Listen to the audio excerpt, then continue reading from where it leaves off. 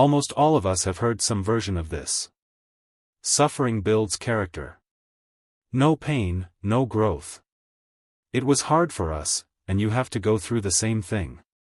The idea is so familiar that it's rarely questioned. More than that, it often sounds like a moral truth, almost a law of nature. But if you stop and ask a simple question, does suffering really make a person stronger? The answer turns out to be far less obvious. Today I want to unpack where the cult of suffering comes from, why it's so psychologically resilient, and why in practice it more often damages people than develops them.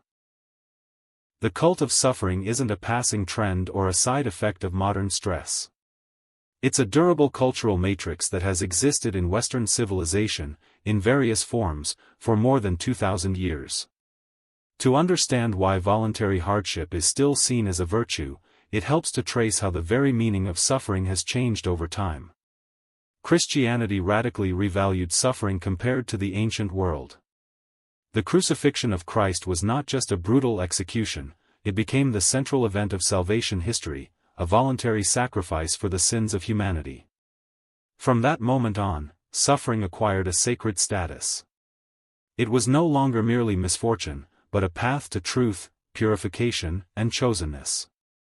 A powerful tradition of imitatio Christi took shape: asceticism, the rejection of bodily pleasures, mortification of the flesh, stigmata, holy foolishness. In Eastern Orthodoxy, this logic is especially visible in the ideal of the aching heart, sweet sorrow, and contrition as a normal, even desirable, state of the believer.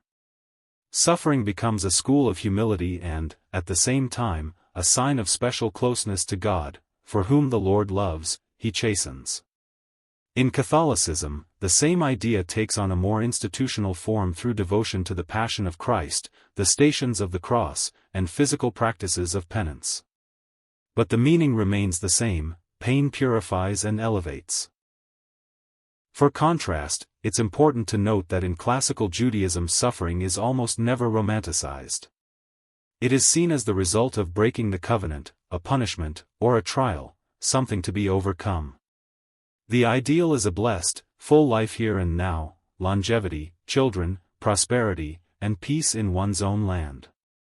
Even the Messianic age is imagined not as a triumph of suffering, but as its elimination. This is why Christianity's elevation of pain marked one of the most radical breaks with Jewish logic. In the Confucian tradition, suffering exists as well, but in a completely different role. It is tied to the fulfillment of social duties, filial piety, service to family and state, the preservation of harmony. A virtuous person endures hardship not for the salvation of the soul, but for the sake of social order and stability. There is no idea of redemptive pain here. Suffering is a tool of self-discipline and moral cultivation, and the ideal is the noble person, who withstands difficulties with dignity and without losing face. Hardship should be restrained, almost aesthetic, not turned into a cult. A new turn comes with the Reformation. As Max Weber showed, Calvinism's doctrine of predestination created an existential trap: a person does not know whether they are chosen by God. The only thing left is to look for indirect signs. These signs become labor, discipline, worldly asceticism, the ability to endure deprivation and delay gratification. Success in work and accumulation begins to be perceived as a possible indicator of divine favor. Suffering and hard labor cease to be punishment, they become proof of a person's worth. This is already a near-secular version of the cult of suffering, where pain and endurance function as markers of moral value. Today we see the most simplified and secularized version of this same logic. No pain, no gain, hustle culture, the romanticization of overwork and burnout, the cult of discipline and self-punishment, all of this is a direct descendant of religious asceticism with God removed. Success stories almost always include a phase of deprivation. The more dramatic the struggle, the more convincing the outcome. Fitness, dieting, business coaching, personal growth, everywhere, voluntary suffering is marketed as the mandatory price of worth. Even depression and emotional exhaustion are often aestheticized in the media: beautiful tears, the tortured artist, heroic burnout. The cult of suffering in Western culture is, to a large extent, a Christian inheritance that has passed through several stages, from medieval asceticism, through Protestant work ethic, to the capitalist ideology of success through struggle. Today we often reproduce this model unconsciously, simply replacing salvation of the soul with self-improvement, career growth, or personal branding.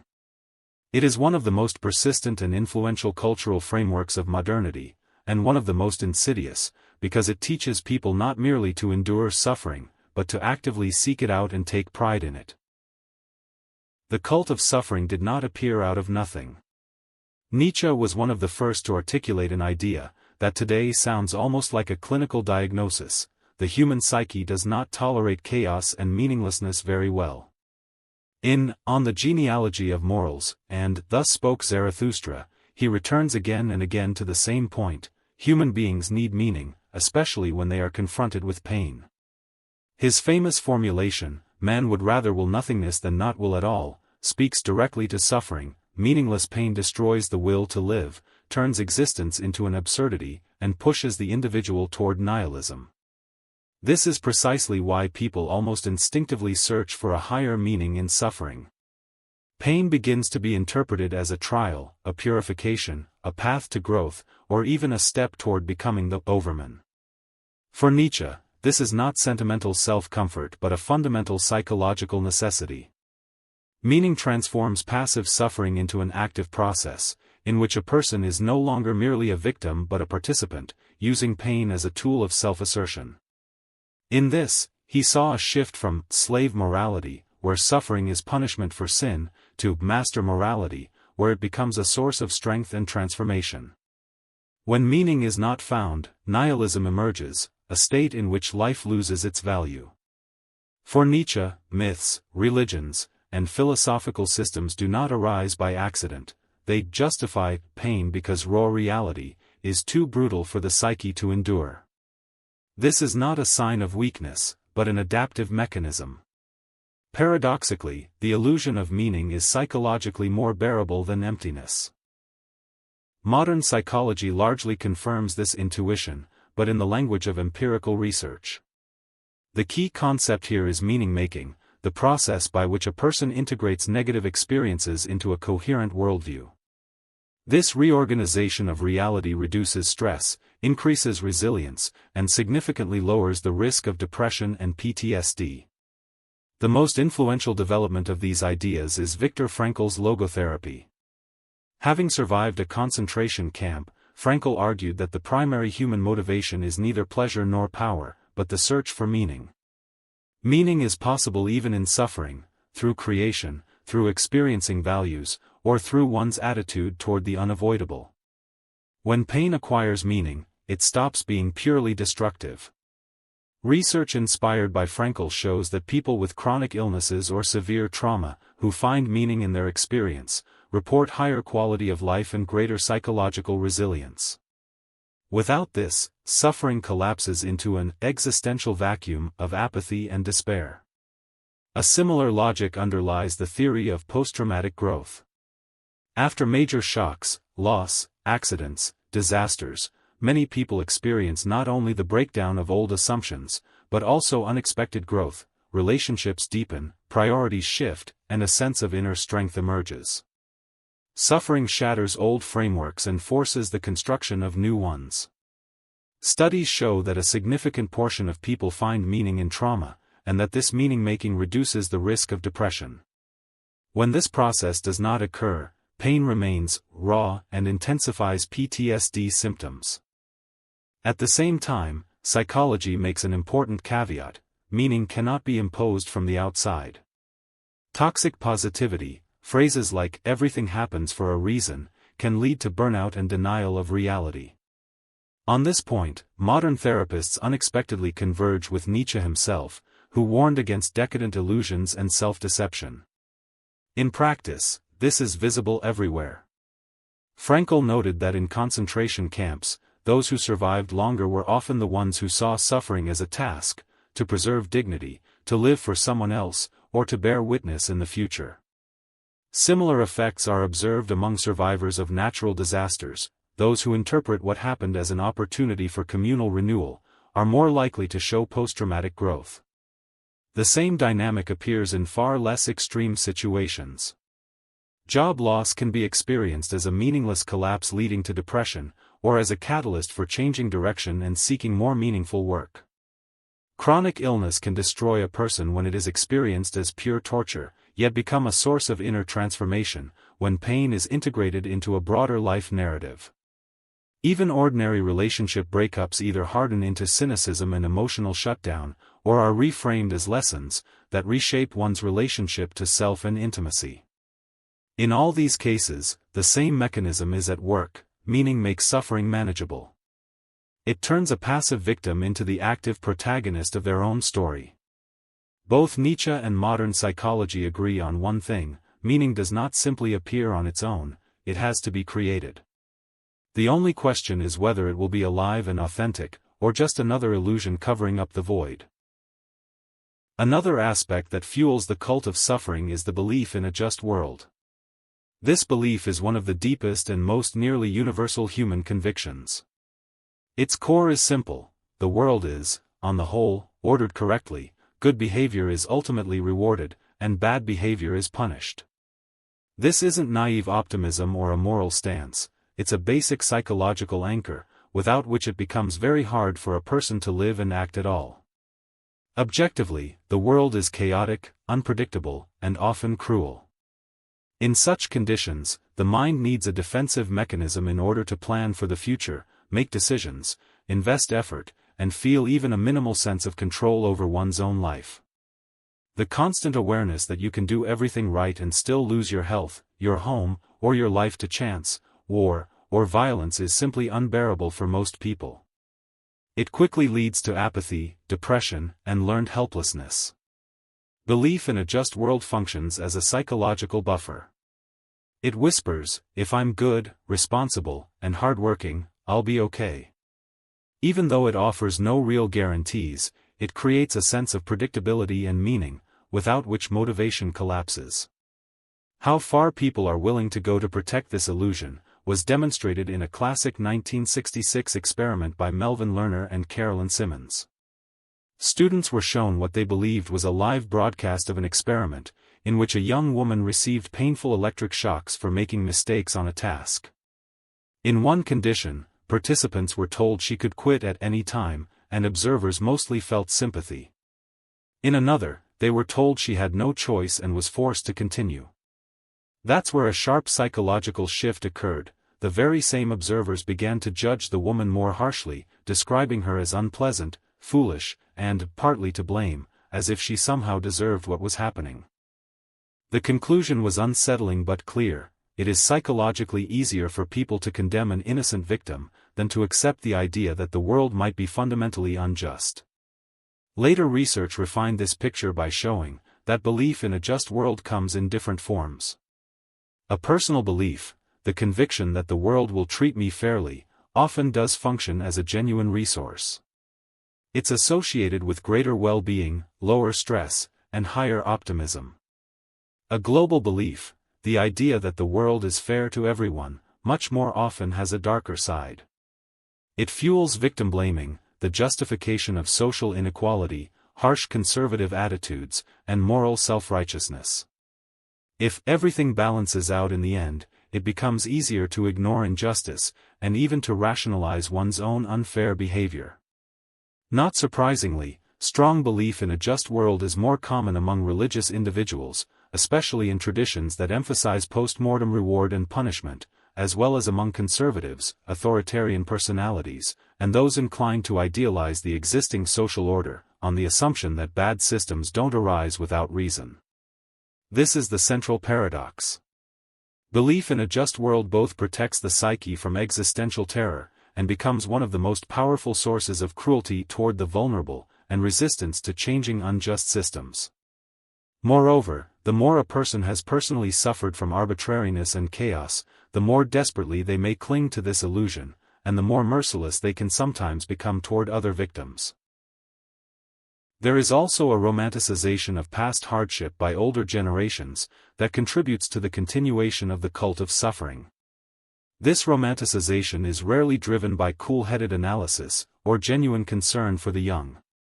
Much more often, it is a complex psychological self-defense mechanism, one that makes a lived life bearable in retrospect. First and foremost, a protective narrative kicks in, the rewriting of one's own biography. It is extremely difficult to live with the feeling that decades were spent in humiliating, unjust, or simply meaningless conditions. It's far easier to reinterpret that experience as hard, but character-building, as something that made me who I am. In this version of the story, hardship stops being trauma and becomes a kind of survival medal, and at the same time, proof of one's own worth. Underlying this is a powerful attempt to avoid cognitive dissonance. To admit at 50, 60, or 70 that you were exploited for decades, that the state, your parents, or society deceived you, and that your life could have turned out very differently, is to admit that a huge portion of your life was effectively stolen. For the psyche, that's almost unbearable. It's far safer to tell yourself, it had to be that way. It was right. It built character. This is also where a retrospective version of the belief in a just world comes into play. If my life was extremely hard, then it must have had meaning, I deserved it, or it was necessary. The alternative is far more frightening, accepting that the world can be unjust, and that you yourself were simply a victim of circumstances, with no hidden plan and no reward at the end. Against this backdrop, when younger people say, "I don't want to live the way you did," an explosive mix of emotions is triggered. Envy, because they're allowed to, and I wasn't. Resentment, I endured it, and now they're complaining. And most importantly, a threat to self-esteem, if it was possible to live more easily, then my suffering was pointless. The simplest way to defend against that thought is to label the young as weak, soft, and ungrateful. Over time, this logic hardens into social identity. An image of a tribe of survivors emerges, those who lived through shortages, some chaotic times, the army, backbreaking labor. This provides a sense of belonging, pride, and generational status. To admit that life could have been easier and happier is to shatter that collective self-admiration. Add to this the effect of rosy retrospection. The brain gradually erases the most painful details, leaving behind images of youth, solidarity, and everyone being in the same boat. Real suffering turns into a harsh but aesthetically pleasing backdrop to the past. Finally, the closer a person gets to the end of life, the more acute the need becomes to assign meaning to what has already been lived. The formula, "my suffering wasn't for nothing," is one of the most powerful defenses against existential terror. If you admit that it was for nothing, what remains is almost pure despair. In its most cynical, but also most honest form, the choice looks like this: either acknowledge that life deceived you cruelly, or turn endured hardship into a virtue, and pass it on as a value. The second option is psychologically far easier. That's why the phrase, "it was hard for us, and it should be hard for you," usually says far less about concern for the younger generation, than it does about an older person's need to protect themselves from painful truths about their own life. There are, of course, exceptions, but in emotionally charged speeches about how you have it too easy now, this is almost always the mechanism at work. But what actually happens if we strip away the romance and myths and look at the facts? Suffering does not automatically turn people into superheroes. Far more often, it simply adds pain, and strength emerges only in a minority of cases. The easiest way to think about it is as a lottery. Sometimes you hit the jackpot in the form of growth, but much more often you get a losing ticket, or a debt you end up paying off for years. From a psychological standpoint, the idea that, "what doesn't kill me makes me stronger," sounds compelling, but it doesn't hold up well in reality. Nietzsche was talking about inner overcoming, not literal traumatization, but mass culture turned the phrase into a universal justification for pain. Science says the opposite: severe experiences are more likely to break people than to build them. Trauma has a high probability of leading to PTSD, depression, anxiety disorders, and chronic vulnerability. Yes, the concept of post-traumatic growth exists, cases in which people truly do become more reflective or reevaluate life after major upheavals. But research shows that this happens only for some people, roughly a third, at best perhaps half. And almost always under specific conditions: support, resources, therapy, and relative safety. Without those, suffering doesn't harden a person, it gets stuck inside them.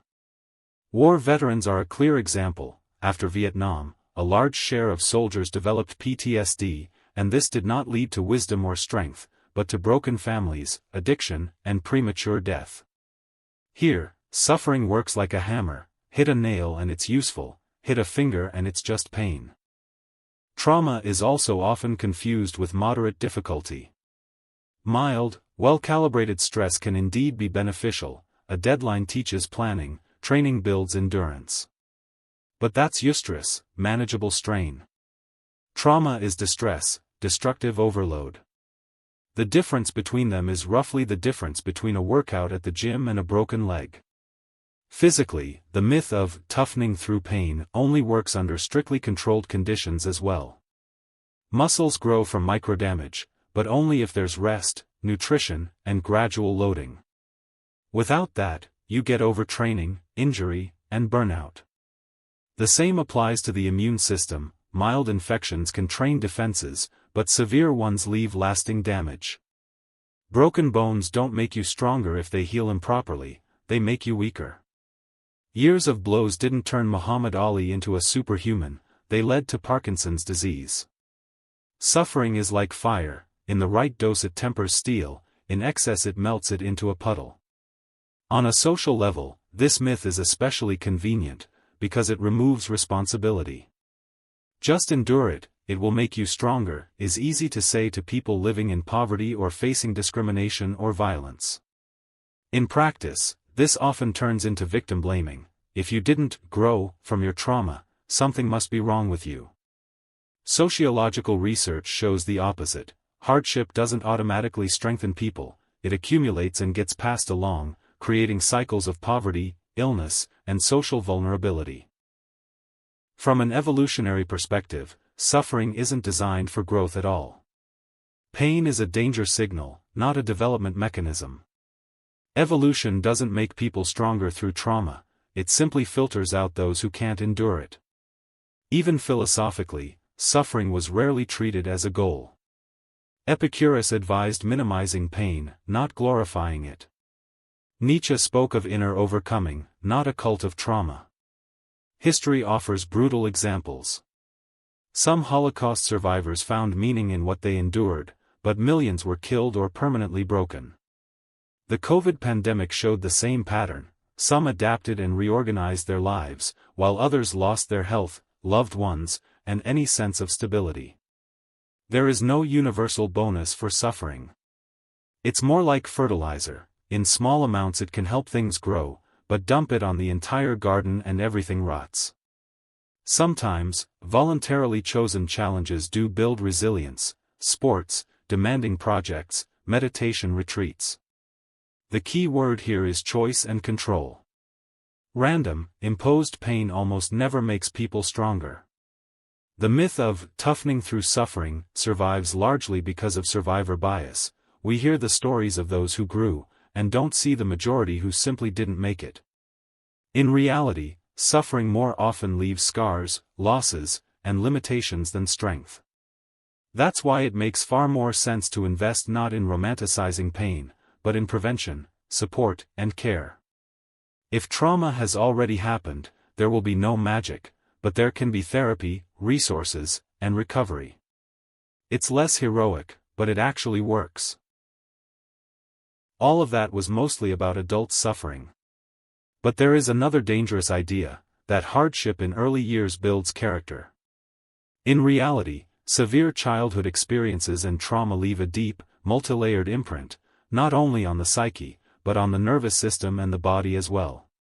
This isn't a metaphor or symbolic psychology. We're talking about very concrete changes in regulation, perception, and the ways a person responds to the world. The window of tolerance is the range of nervous system activation, within which a person can think clearly, make decisions, maintain relationships, and generally feel safe. In people without severe trauma, this window is usually fairly wide and flexible. The system can rev up and calm down without extreme swings. For a child who lives for long periods in conditions of violence, neglect, or total unpredictability, the process goes in the opposite direction. Instead of gradually widening, the window narrows. The nervous system learns to exist either in a state of constant combat readiness, hypervigilance, tension, anticipation of threat, or in a mode of rapid shutdown, dissociation and freeze. Yes, such a child often appears resilient. They really can endure enormous amounts of stress. But the price of that ability is a deep reorganization of the entire self-regulation system. This is not hardening, and it is not true resilience. It is survival under conditions of chronic danger. What tends to look like strengths from the outside is usually a set of adaptations that were once necessary to stay alive. The capacity to adjust instantly to chaos, an unusually heightened empathy that allows a person to notice the smallest shifts in mood or threat, the ability to function for long stretches in an all-out, emergency mode. There is often a sharp sensitivity to injustice, and an impressive ability to pull oneself together in a crisis when others fall apart. All of these traits may genuinely have been life-saving in childhood.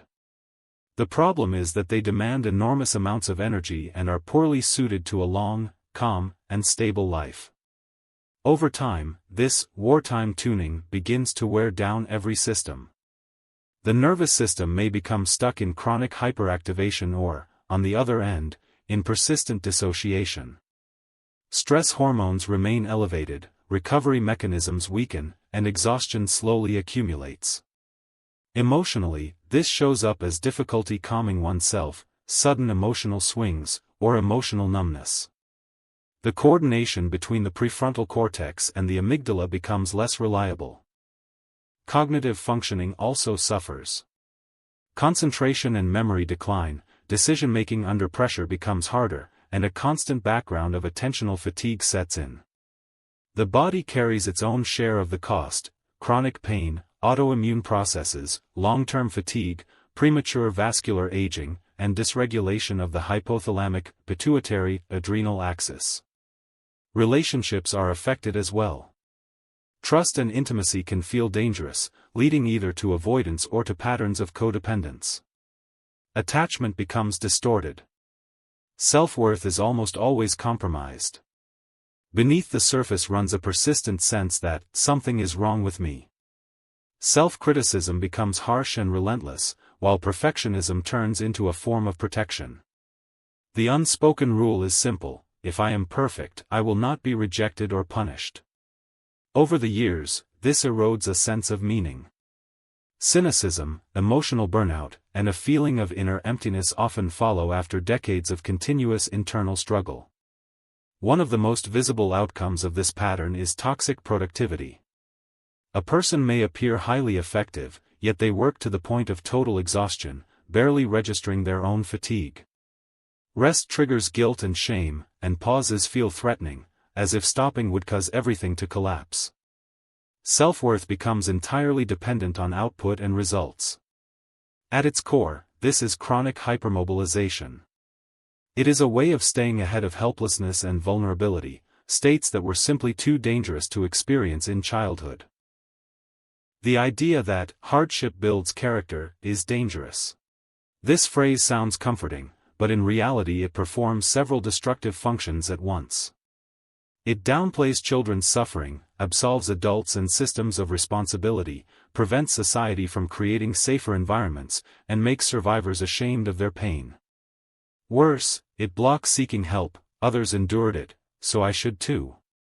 The scientific evidence says the opposite: the more severe and prolonged the childhood trauma, the worse the long-term physical and mental health outcomes. ACE studies and countless follow-up works confirm this again and again. Post-traumatic growth is real, but it doesn't cancel out the damage. It requires significant resources and support, and it's far more common after single, acute traumas, than after years of abuse or neglect in childhood. Severe childhood trauma does not make you stronger. It reformats the nervous system for life in a war zone. And then a person spends years living as if the war is still going on, even when the world around them has long been safe. The most tragic part is that many people pay for this adaptation with their health, relationships, and quality of life by their 30s, 40s, or 50s. That's why the healthiest stance from society and loved ones must be simple and honest. You shouldn't have had to adapt to that. It was unfair and wrong. And now, it's possible to learn how to live differently, no longer in survival mode. Now, let's turn to a more positive aspect of this theme: what actually makes us stronger. One of the central insights of modern research on post-traumatic growth, articulated by Tedeschi, Calhoun, Inferna, Jayawickrem, and other scholars, is refreshingly sober and therefore uncomfortable. Strength does not come from suffering itself, but from the quality of how a person engages with it. Suffering on its own is more likely to break people than to fortify them. What fosters growth is what researchers call deliberate struggle, a conscious, intentional process of working through adversity. In that process, people re-examine their core beliefs about the world, develop new coping strategies, reorder their priorities, and build more complex, mature relationships with themselves and with others. This is where the modern view sharply diverges from the romanticized equation of suffering equals strength. Growth is not about the amount of pain endured, it's about developing specific psychological skills, creative adaptability, the ability to find new solutions instead of getting stuck in old patterns, flexible optimism, which combines hope for improvement with a clear-eyed view of reality, and the capacity for deep connection, the ability to ask for and receive help without losing oneself.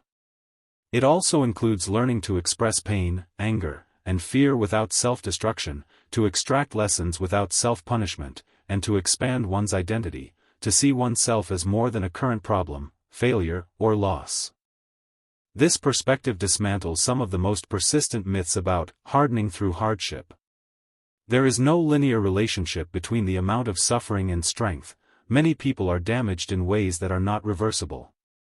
There is no need to seek out hardship deliberately, life supplies more than enough of it already, and artificial difficulty often leads to burnout rather than growth. Endurance without action rarely produces development and far more often entrenches trauma.